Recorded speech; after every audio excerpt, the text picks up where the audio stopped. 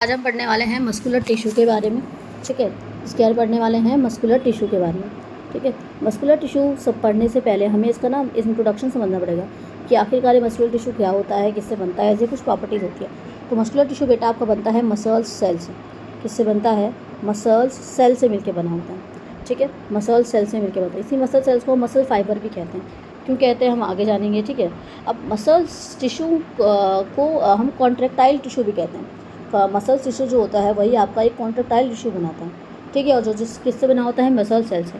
Contractile, मैंने क्या word बोला? कॉन्ट्रेक्टाइल। क्या कॉन्ट्रेक्टाइल का मतलब क्या है? मान लो आपने गालों को जरा थोड़ा दोनों हाथ साइड से गालों को रख के पंच करो, तो मतलब पंच मत करो, थोड़ा प्रेशर लगाओ तो गाल क्या हो जा रहे हैं? कॉन्ट्रैक्ट हो जा रहे हैं, मतलब अपनी ओरिजिनल पोजीशन से क्या हो रहे हैं? हट जा रहे हैं, मतलब अंदर की तरफ चले जा रहे हैं, ऐसे ही कुछ है। तो कॉन्ट्रेक्टाइल का मतलब है, मान लो अगर ये कोई बॉल है तो अगर आप इस पर प्रेशर लगाओ तो ये क्या हो जाएगी? अंदर की तरफ चली जाएगी। तो इसी को हम क्या बोल देते हैं? कॉन्ट्रेक्टाइल प्रोटीन बोल देते हैं, मतलब कॉन्ट्रेक्टाइल प्रॉपर्टी बोल देते हैं। ठीक है, तो muscle tissue form the contractile tissue, और वो किससे बना होता है बेटा? मसल सेल से बना होता है। ठीक है, और इसी को हम क्या बोल देते हैं? मसल सेल्स को ये मसल्स फाइबर कहते हैं। क्यों कहते हैं आओ समझें। क्योंकि जो मसल सेल्स होते हैं ना बेटा, वो बहुत ही एलोंगेटेड होते हैं। कैसे होते हैं? एलोंगेटेड का मतलब मैंने आपको पहले ही बताया था। ठीक है, बहुत ही लंबे लंबे से होते हैं और बहुत ही लार्ज सेल है। इनके एलोंगेटेड और लार्ज सेल होने की वजह से, मसल सेल्स के एलोंगेटेड और बहुत ही लार्ज सेल होने की वजह से हम इन्हें मसल्स फाइबर भी कह देते हैं। क्या बोलते हैं हम इन्हें मसल्स फाइबर कह देते हैं। ठीक है, तो जो आपकी ये मसल सेल्स हैं, ठीक है, या मस्कुलर टिश्यू कह लो, इनके पास ना कुछ कॉन्ट्रेक्टाइल प्रोटीन होते हैं। क्या होते हैं? इनके पास कुछ कॉन्ट्रेक्टाइल प्रोटीन होते हैं। अभी कॉन्ट्रेक्टाइल प्रोटीन क्या है? जो मसल्स खींच रहा है, ठीक है, जो कॉन्ट्रैक्ट कर रहा है, जो रिलैक्स कर रहा है, ये किसकी मदद से कर रहा है? कुछ कॉन्ट्रेक्टाइल प्रोटीन होते हैं। जैसे कि मैं आपको एक नाम बता देती हूँ, मायोसिन। ठीक है, आपको नहीं याद रखना कोई दिक्कत नहीं है, क्योंकि बस हमें पता होना चाहिए कि हमारे मसल सेल्स के अंदर कुछ कॉन्ट्रेक्टाइल प्रोटीन होते हैं जो किसमें हेल्प करते हैं? हमारे मसल सेल्स की मूवमेंट में और लोकोमोशन में। इतनी बातें क्लियर? ठीक है, और उसका एग्जांपल मैंने क्या बताया आपको? मायोसिन बता दिया। ठीक है, आपको नाम याद नहीं रखना, बस इतना याद रखना है कि कॉन्ट्रेक्टाइल प्रोटीन की मदद से जो आपका मसल सेल्स या मसल टिश्यू होता है वो कॉन्ट्रैक्शन और रिलैक्सेशन शुरू होता है, मतलब मसल्स का खींचना और मसल्स का वापस अपनी जगह पे रिलैक्स होकर वापस आ जाना, अपनी जगह से हटना इज कॉल्ड कॉन्ट्रैक्शन। ठीक है, मान लो आपका हाथ अभी नीचे था, आपने हाथ को उठाया तो आपने कॉन्ट्रैक्शन करी है, वापस अपने हाथ को वो स्टैंड रेस्टिंग पोजीशन में कर दिया तो क्या हो गई बेटा? रिलैक्सेशन हो गई। इतनी बातें क्लियर? ठीक। इसके बाद हम जानेंगे और थोड़ी बहुत बातें जो आपके इंटरनल ऑर्गन्स की जो मूवमेंट होती है। इंटरनल ऑर्गन तो जानते ही हो, जैसे कि आपके हार्ट की, लिवर की, जो भी इंटरनल ऑर्गन की जो एक तरीके से जो मूवमेंट होगी वो भी किसकी मदद से होती है? इंटरनल ऑर्गन की मूवमेंट में भी हमारा यही मसल सेल्स या टिश्यू का रोल होता है, क्योंकि हमारे इंटरनल ऑर्गन जो हार्ट बीट करता है, ठीक है, ये हार्ट बीट नहीं कर पाता अगर हमारे पास क्या नहीं होता? मस्कुलर टिश्यू या मसल सेल्स नहीं। ठीक है, मसल सेल्स कह लो या मसल फाइबर कह लो, और मसल सेल्स की कलेक्शन और मसल फाइबर की कलेक्शन में क्या बोल देते हैं? मस्कुलर टिश्यू बना लेते हैं। ठीक है, इतनी बातें हो गई। उसके बाद आपको जानना है कि जो ये मसल सेल्स होते हैं ये आपस में ना एक तरीके से, मान लो मसल सेल्स या फाइबर की बात हो रही है, आपस में पैरेलली अरेंज होते हैं। कैसे होते हैं इनका डायग्राम समझते हैं। मान लो ये आपकी एक बोन है। क्या है? ये आपकी एक बोन। ठीक है, अब बोन को, अब यहाँ से मसल स्टार्ट हो जाती है इस तरीके से कुछ। ठीक है, बोन को मसल्स से कनेक्ट करने वाली, बोन्स को, अब यहाँ ना इसके कनेक्शन के लिए ना कुछ लगा होगा। ठीक है, तो बोन्स को मसल से, ये आपका बोन है और ये आपका मसल से सब कुछ कर, तो बोन्स को मसल से कनेक्ट करने वाले उस स्ट्रक्चर को हम क्या बोल देते हैं? टेंडन बोल देते हैं। क्या बोल देते हैं बेटा? टेंडन बोल देते हैं। इतनी बातें क्लियर? ठीक है, तो जो मेरे बोन को मसल से कनेक्ट करने वाला जो स्ट्रक्चर है उसे मैंने नाम दे दिया टेंडन। क्या बोल दिया? टेंडन बोल दिया। ठीक है, इसके बाद अगर मैं इसे थोड़ा सा वो करूँ, अगर मान लो कोई मसल सेल्स आपके, मान लो ऐसे रॉड जैसा स्ट्रक्चर है, और अगर आप उसको यहाँ से कट करो तो आपको देखने में कैसा लगेगा? जो हम उसको क्रॉस सेक्शन करके देखें, मान लो मेरे पास कोई ऐसा कोई डंडी है और अगर मैंने उसको ऐसे कट कर दिया तो ऐसी मसल फाइबर काटें तो सामने वाला हिस्सा, जो ये गोल वाला हिस्सा दिखेगा, हम उसी को और थोड़ा क्रॉस सेक्शन करके ना थोड़ा डिटेल करके देखने वाले हैं। ठीक है, आओ देखते हैं। ठीक है, अब मैंने क्या बोला कि ये आपका क्या है? एक बोन है। ठीक है, यहाँ से कनेक्ट करने वाली यहाँ पे एक लिगामेंट है, मतलब टेंडन है, सॉरी, जो बोन को एक मसल से, स्केलेटल मसल्स से कनेक्ट करती है। जो स्केलेटल को, स्केलेटल मसल, स्केलेटल मतलब बोन और स्केलेटल मतलब वो, मतलब मसल्स जो स्केलेटल या बोन के पास होती है। अब यहाँ से अगर मैं इस मसल्स को थोड़ा सा उठा के दिखाऊँ, ठीक है, तो जो मसल्स की जो सबसे ऊपर वाली कवरिंग है इसे आप बोलोगे एपीमाइसियम। क्या बोल दोगे? एपीमाइसियम, जिसने इसकी कवरिंग करी है। ठीक है, जो आपका ये आ रहा है। ठीक है, इसकी जो कवरिंग कर रहा है इसे मैंने बोल दिया एपीमाइसियम। अब मैंने बोला था हम इसे कट करके देखेंगे, तो कट करने पे ना आपको कैसा लगेगा? आपको ना इसके अंदर ना ऐसे सर्कुलर सर्कुलर बंडल्स देखने को मिलते हैं, ठीक है, ऐसे बंडल्स। इसमें भी ना फिर ऐसे छोटे छोटे छोटे और बंडल्स बंडल्स रहते हैं। अगर मैं इसमें से एक बंडल को थोड़ा बड़ा करके आपको दिखाऊं, ठीक है, अब देखो इसकी कवरिंग को हमने बोल दिया एपीमाइसिन, और ये जो आपको ये जो सर्कल दिख रहा है इसकी कवरिंग को हम क्या बोल देंगे, पेरीमाइसियम बोलेंगे। क्या बोल देंगे, पेरी, और अगला क्या था, माइसियम, इसी का सी, तो पेरीमाइसियम इसे बोल देंगे, ठीक है। तो ये आपका बोन था, ठीक है, यहाँ आपकी आ गई टेंडन, ये था आपका मसल जहाँ से स्टार्ट हुआ था। इसी कवरिंग को हमने क्या बोल दिया था, एपीमाइसियम, तो मैं उसे ई लिख रही हूँ, ठीक है। अब इसके अंदर अगर आपने देखा तो आपको फिर से एक सर्कुलर वो दिखा था, इसकी कवरिंग को मैंने बोल दिया पेरीमाइसिन।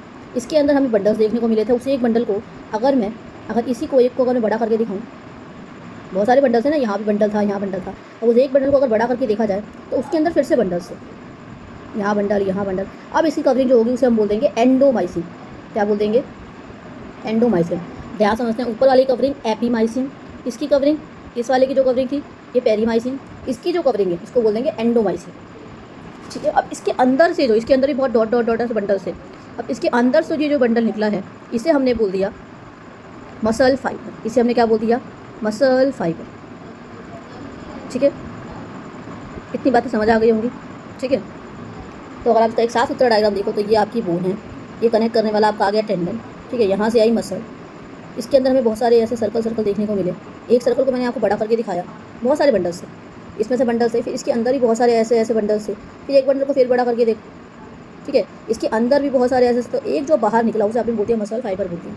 नहीं, आप देखो ध्यान से, ये आपका है एपीमाइसियम जो कवर कर रहा है, ठीक है, इसकी कवरिंग को हमने बोल दिया पेरीमाइसियम, इसकी कवरिंग को हमने क्या बोल दिया, एंडोमाइसियम, ठीक है। अब जो ये एंडोमाइसियम से जो बाहर निकला है ये आपका है मसल फाइबर, ठीक है। अब मसल फाइबर में भी ऐसे डॉट डॉट से थे, इसमें से फिर एक बाहर निकलता है बंडल, जिसे हम बोल देते हैं मायोफिब्रिल।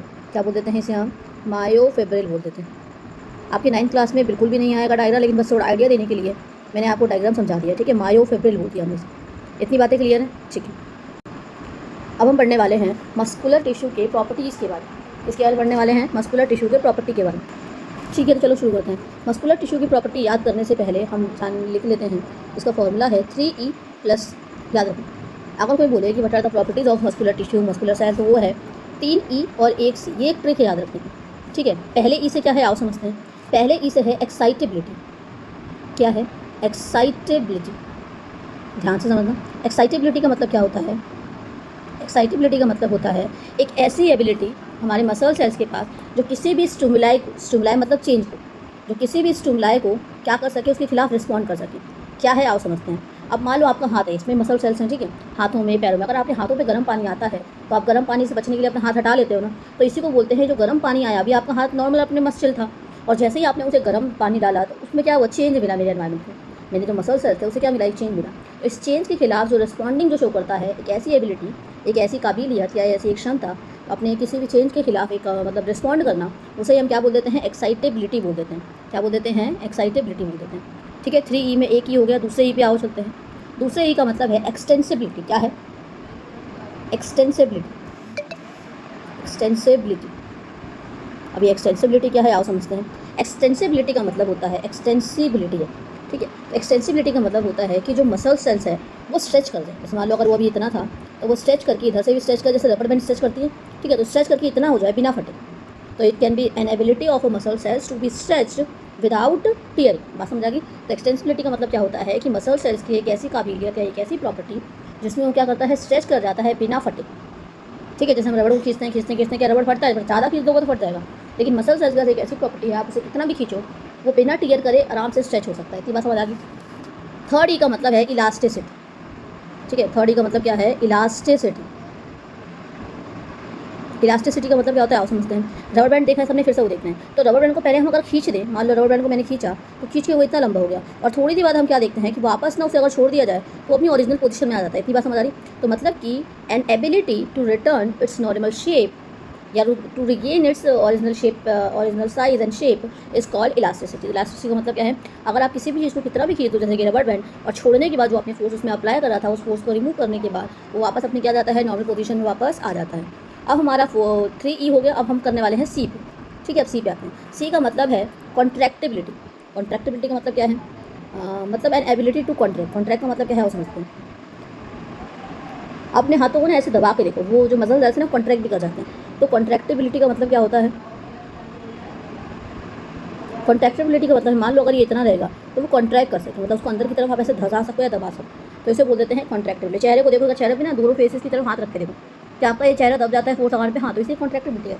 दोनों गालों पे अगर आप प्रेशर लगाओ तो प्रेशर लगाने की वजह से क्या होगा, गाल थोड़े से अंदर में चले जाएंगे, तो इसी प्रॉपर्टी को हम बोल देते हैं कॉन्ट्रैक्टिबिलिटी। मेरे ख्याल से आपको ये बात समझ आ गई होगी, जो प्रॉपर्टीज़ थी हमारी मस्कुलर टिश्यू की वो समझ आ गई होगी।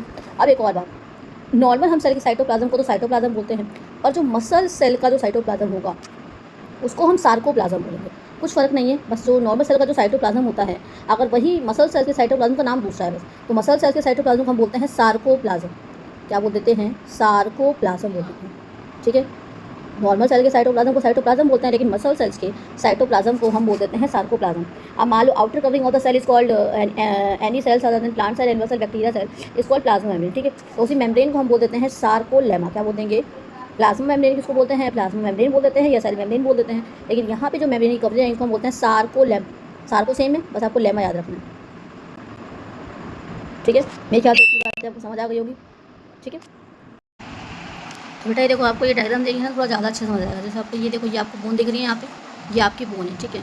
अब ये आपका मसल्स है, ठीक है। बोन और मसल्स को कनेक्ट करने वाला जो ये डायग्राम है, इसे हमने इस स्ट्रक्चर को हमने क्या दिया? टेंडन। देखो अभी आप इस कनेक्टिव टिश्यू पढ़ोगे तो आपको टेंडन और लिगामेंट का मतलब समझ आ जाएगा। टेंडन क्या होता है? जो बोन को मसल से कनेक्ट करते हैं उसे हम क्या बोल देते हैं? टेंडन बोल देते हैं। अब ये आपका ना यहाँ से मसल स्टार्ट हो रहा है, इस मसल्स को देखो, मैंने बोला जैसे मान लो आपकी रॉड है, इसे आप बीच से काटो, कैसा लगेगा देखने में? कुछ सेम वैसा ही है ये, ठीक है। अब इसके बाद आपने ये मसल्स को काटा तो आपको इसमें देखो ये बंडल दिख रहा है, बंडल दिखा, ये बंडल दिखा, ये बंडल दिखा, ठीक है। अब मैंने क्या बोला, इसकी जो ऊपर ही कवरिंग थी, जो मैंने इसे काटा, ये जो कवरिंग दिख रही थी आपको, इस कवरिंग को मैंने नाम दे दिया एपीमाइसियम बोल दिया, ठीक है। अब ध्यान से देखो, ये जो बंडल था इसकी ऊपर वाली कवरिंग, ठीक है। अगर ध्यान से देखा जाए तो अगर मैं इसको इरेज करके आपको दिखाऊँ, ध्यान से देखो तो ये, अब ये जो आपकी कवरिंग है, ठीक है। अब ये देखो, ये इसको पॉइंट आउट कर रहा है ना इस वाले को, तो ये कुछ नहीं है बेटा, इसको ध्यान से अगर आप देखो तो ये क्या कर रहा है, ये जो इसकी जो कवरिंग है, जो गोल गोल सा है, इसकी कवरिंग हमने क्या बोल दिया? पेरीमाइसियम। अब देखो, इसको हमने एक बंडल को बड़ा करके देखा, देखो ये बड़ा आ गया, बंडल आ गया। अब इसकी जो बंडल है, जो बड़ा करके आ रहा है, ये जो बंडल है, ये जो बंडल है, इसे जैसे आपने बड़ा करके देखा है, ठीक है। ध्यान से अगर आप इसको देखो तो अब ये बंडल एक बड़ा हुआ, ठीक है। इसकी कवरिंग को हमने क्या बोल दिया? बाहर वाली कवरिंग एपीमाइसियम। इसकी अंदर की जो बंडल कवरिंग है इसको हमने बोल दिया पेरीमाइसियम। अब जब इस बंडल को बड़ा करके देखा तो उसमें फिर से छोटे छोटे बंडल्स दिख रहे थे। अब उसकी कवरिंग को हमने क्या बोल दिया? एंडोमाइसियम बोल दिया। क्या बोल दिया? इसके अंदर आपको छोटे छोटे से गोले दिख रहे हैं, ये वाले गोले दिख रहे हैं, इसको आपने क्या बोल दिया? एंडोमाइसियम बोल दिया। अब इसको फिर एक बड़ा करके देखा, इसमें देखो न्यूक्लियस वगैरह प्रेजेंट होता है, ये तो सब ऑब्वियस सी बात है। इसमें ब्लड वेसल होगा, ये भी ऑब्वियस सी बात है, ये मैंने आपको बताया नहीं था, पर ये तो ऑब्वियस सी बात है कि ब्लड वेसल्स तो हर जगह ही होना है, वरना उसके बिना न्यूट्रिएंट कैसे सप्लाई होगा, ठीक है। अब इसको मैंने एक बड़ा किया, अब हमने इस एक बंडल को हम बोल देते हैं फेसिकल्स बोल देते हैं। क्या बोलते हैं कि जो बंडल्स निकलते हैं इसे हम क्या बोल देते हैं? फेसिकल्स। दूसरा नाम क्या है? या तो आप इसे मसल बंडल बोलते हो या दूसरा नाम क्या है इसका? फेसिकल्स बोलते हैं, ठीक है। अब यहाँ फिर से बंडल है, इस बंडल को बड़ा कर देखा, इसमें न्यूक्लियस वगैरह थे, न्यूक्लियस सब में है, ठीक है। उसके बाद आपने फिर से इसके अंदर देखा तो आपको धीरे धीरे सार्कोलेमा क्या था, ऊपर की कवरिंग मैंने बताया था आपको, मसल्स फाइबर के ऊपर वाली कवरिंग को हम, ये मसल फाइबर है जो निकल रहा है, ये जो निकला ना एंड में, हमने बोलते हैं मसल फाइबर। अब इस मसल फाइबर के अंदर फिर से जो छोटे छोटे इसको हम क्या बोलते हैं?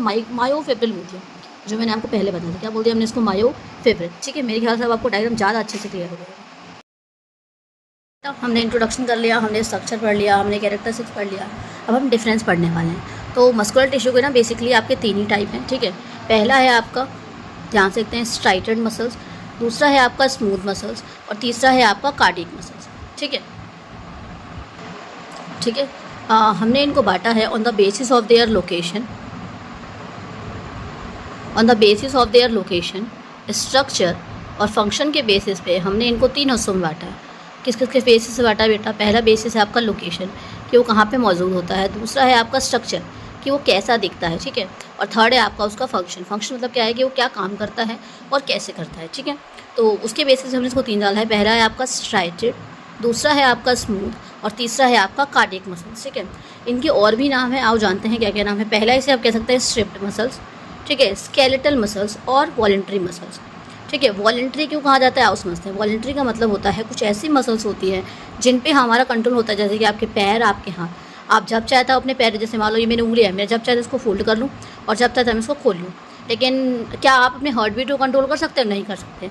तो जिन भी मसल्स पे आपका कंट्रोल होता है, जैसे कि ये है हैंड की मूवमेंट, ये है मेरा वॉलंटरी एक्शंस, और इसी को हम वॉलंटरी मसल्स भी बोल देते हैं, ठीक है, और जिन पे हमारा कंट्रोल नहीं होता उसे हम क्या बोल देते हैं, इनवॉलेंट्री बोल देते हैं। और एक ऐसी होती है अनब्रांच होती है। ब्रांचिंग की बात की जाए, अनब्रांच मतलब एक सीधी पाई जाएगी, और ब्रांचिंग का मतलब और ब्रांच है इसका मतलब वो क्या कहना चाह रहा है, मान लो ऐसे है और फिर उसके जैसे पेड़ों में ब्रांचिंग होती है, सेम उसी तरीके से। तो आपको ये नाम याद करने पड़ेंगे। स्ट्राइटेड मसल्स का और नाम क्या है, स्ट्रिप्ड स्केलेटल मसल्स, और वॉलेंट्री मसल्स भी कहा जाता है इनको। और ये कैसी होती हैं, अनब्रांच होती है। इस ऐसे याद रखो। पहले अनब्रांचिंग में देख लेते हैं। आपकी स्ट्राइटेड और स्मूथ मसल अनब्रांच है, और कार्डियक मसल्स कैसी है, आपकी ब्रांच है।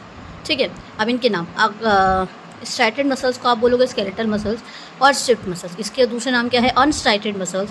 अनस्ट्रिप्ड उसी का उल्टा है, स्ट्रिप्ड का उल्टा अनस्ट्रिप्ड, और ये वॉलेंट्री है तो ये कैसा हो जाएगा, अनवॉलेंट्री। बस ये ब्रांचिंग के मामले में कैसी है, सेम है। ठीक है, कार्डियक पे आ जाते हैं। कार्डियक मसल्स को हम बोलते हैं स्ट्राइटेड, मतलब इसमें स्ट्राइशन होती है, धारियाँ जैसी होती हैं। अगर आप ध्यान से देखो तो स्ट्राइशन का मतलब क्या होता है, मैं आपको भी समझाती हूँ। ये देखो, पहला है आपका स्ट्राइटेड, ए वाला है, ठीक है, बी वाला है आपका स्मूथ मसल्स, और सी वाला आपका क्या है, कार्डियक मसल्स। सेम वही सीक्वेंस है, स्ट्राइटेड, स्मूथ और कार्डियक वाला। ठीक है, अब आप समझते हैं। देखो यहाँ पे स्ट्राइशन का मतलब क्या है, आप जरा इसमें देखो, स्ट्राइशन किस किस में थी आपकी, स्ट्राइटेड वाले में और कार्डियक वाले में, इसमें थी अनस्ट्राइटेड था। ठीक है, स्मूथ वाले को हमने बोल दिया था अनस्ट्राइटेड, इन दोनों को हमने बोला था स्ट्राइटेड। आप समझते हैं स्ट्राइटेड मसल्स क्यों कहा गया इस वाले को, क्योंकि जो आपकी कार्डियक मसल्स होती है इसमें स्ट्राइशंस होती है। देखो तो जैसे आपको ये धारियाँ टाइप दिख रही है, ठीक है, यहाँ ध्यान से देखो आप अगर, तो आपको यहाँ पे स्ट्राइशन दिखेगी है।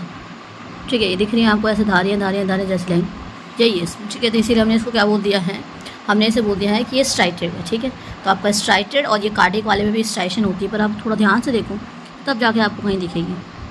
ये तो कुछ ज़्यादा ही वैसा डायग्राम इसलिए पता नहीं लग रहा, तो इसी को हम क्या बोल देते हैं, स्ट्राइशन बोल देते हैं। ठीक है,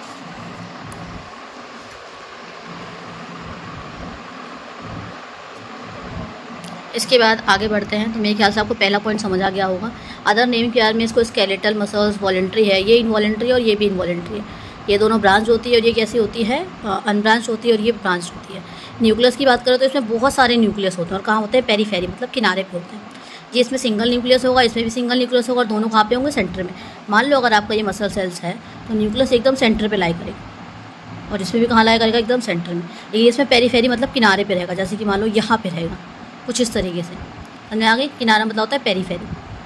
उसके बाद अगर मैं इसकी शेप की बात करूँ तो ये कैसा होता है, सिलेंड्रिकल, और कार्डियक भी कैसा है आपका, सिलेंड्रिकल। बस ये वाला कैसा है आपका, स्पिंडल शेप का है। स्पिंडल शेप यानी ऐसी शेप, ऐसी शेप का होगा। ठीक है, और ऐसे बीच में से क्या होता है, एक न्यूक्लियस आता है। ठीक है, अगर इसकी, अब ये कहाँ कहाँ पाया जाएगा, ये आपके मसल्स ऑफ लेग्स के अंदर, जैसे कि बाइसेप्स मतलब हाथों वाली मसल जो हम दिखाते हैं ज़्यादातर अपनी बॉडी बनाने के लिए।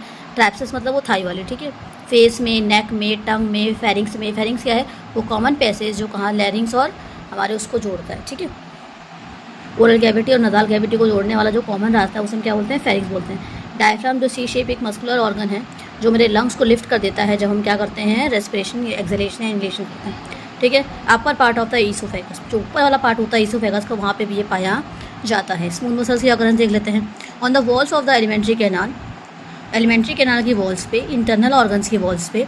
ठीक है, डक्ट ऑफ ग्लैंड्स, जितनी भी ग्लैंड्स हैं उनकी, बट बस ब्लड वेसल्स की ग्लैंड को भी मतलब ब्लड वेसल्स की वॉल्स पे ही पाया जाता है। स्टमक की वॉल्स पे, इंटेस्टाइन की वॉल्स पे, यूरेटर की वॉल्स पे, ब्रोंकाई की वॉल्स पे, आइरिस ऑफ आई, ये सब यहाँ से देखो ना, ये इनवॉलेंट्री है ना।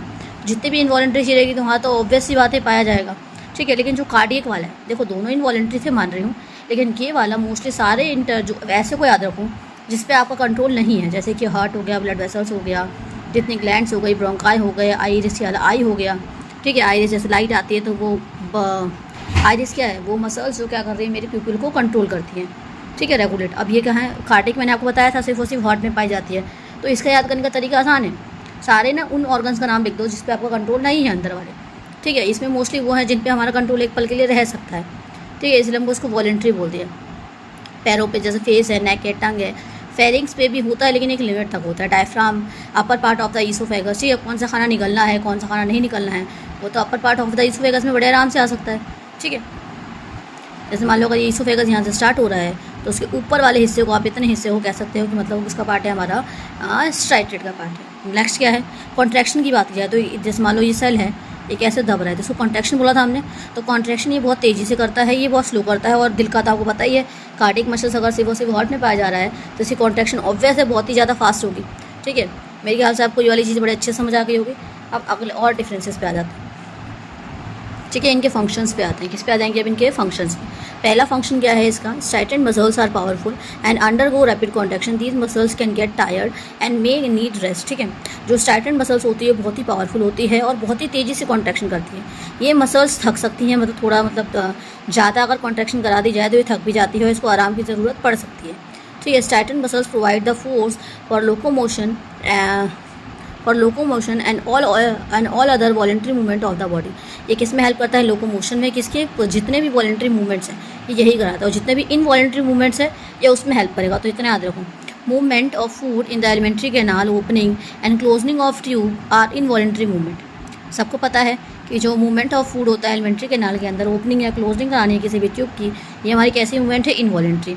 स्मूथ मसल्स कॉन्ट्रैक्ट स्लोली, ये बहुत ही धीरे स्लोली कॉन्ट्रैक्ट करता है। फिर आगे बढ़ा, ये बहुत तेज़ी से कॉन्ट्रैक्ट करता है, ये बहुत तेज़ी से करता है, ये बहुत स्लोली करता है। तो ये स्लोली करता है ताकि कॉन्ट्रैक्शन लंबे समय से हो गए। वो तेज़ी से कॉन्ट्रैक्शन कर रहा है तो वो थक सकता है, उसे रेस्ट की जरूरत पड़ेगी। पर अगर कॉन्ट्रैक्शन धीरे कर रहा है बेटा, मतलब अगर कोई सेल्स को कम जल्दी मतलब धीरे धीरे कॉन्ट्रैक्ट करवा रहा है तो वो क्या करता है, लंबे समय तक काम कर सकता है। Such way peristaltic movement occur in the gastro intestinal tract and male genital tract. समझो क्या कह रहा है, वो कह रहा है कि ये क्या करता है, बहुत ही धीरे धीरे कॉन्ट्रैक्ट करता है, जिसकी मदद से इसका असर कैसा होता है, लंबे टाइम तक। मान लो आपने खाना खाया, उसको चबाया, ठीक है, बहुत धीरे धीरे कॉन्ट्रैक्शन करा रहा है जॉ की। फिर ईसोफेगस से स्टमक में गया, स्टमक से जहाँ पे उसको डाइजेशन हुआ, स्मॉल इंटेस्टाइन में गया। तो ऐसी मूवमेंट के लिए, ऐसी पेरिस्टाल्टिक जो वेव जनरेट होती है, जो वेव जनरेट हुई है, जैसे हम पेरिस्टाल्टिक मूवमेंट कह देते हैं, उसे ही कराता है। वो किसकी मदद होता है, स्मूथ मसल्स की मदद से होते हैं। ठीक है, और ये आपका कहाँ देखने को होता है, गैस्ट्रो इंटेस्टाइनल। गैस्ट्रो मतलब वो आपका पेट वाला इलाका, और इंटेस्टाइन मतलब स्टमक और पेट वाले एरिया को हमने क्या बोलते हैं, गैस्ट्रो इंटेस्टाइनल रास्ते से जाता है। और मेल के जेनाइटल ट्रैक में, फीमेल के केस में तो चलो सेम होता है, लेकिन मेल में क्या होता है, जेनाइटल ट्रैक थोड़ा सा डिफरेंट हो जाता है एक तरीके से। तो वहाँ पे जो जेनाइटल ट्रैक्ट है मेल का, वहाँ पे भी क्या करता है, धीरे धीरे पेरिस्टाल्टिक मूवमेंट कौन हेल्प करेगा, क्योंकि अगर तेज़ी से करें तो लंबे टाइम तक कॉन्ट्रैक्शन नहीं हो पाएगी और हमारा खाना भी डाइजेस्ट प्रॉपरली नहीं हो पाएगा। कार्डिक मसल्स की बात करें तो कॉन्ट्रैक्ट और रिलैक्स करता है rapidly and tirelessly through loud out. इसको देखो रेस्ट की जरूरत पड़ रही थी, लेकिन इसको रेस्ट की जरूरत देखो, आपका जो स्ट्राइटेड मसल्स था it needed rest, but the cardiac muscles do not need rest और it can contract endlessly throughout his life. जितनी भी उसकी लाइफ में है वो पूरे लाइफ टाइम क्या कर सकता है, जब तक उसकी डेथ नहीं हो जाती उस मसल्स की तब तक, क्योंकि देखो दिल तब भी रुकता है जब हमारी डेथ हो जाती है। अपना पूरे लाइफ टाइम हमारा दिल क्या करता है, धड़कता रहता है, तो उसके बाद जो मसल से सोचो हमेशा काम कर रही है इसका मतलब। ठीक है, it help to pump and distribute blood to various part of the body. ये क्या करता है, हमारी बॉडी में पंप कराता है और डिस्ट्रीब्यूट करता है ब्लड को हर एक बॉडी पार्ट से। ठीक है, तो यहीं के साथ आपका ये जो डिफरेंस था ये पूरा कंप्लीट हो गया है, और इसी के साथ मस्कुलर टिश्यू भी पूरा का पूरा क्या हो गया है, कंप्लीट हो गया है। ठीक है।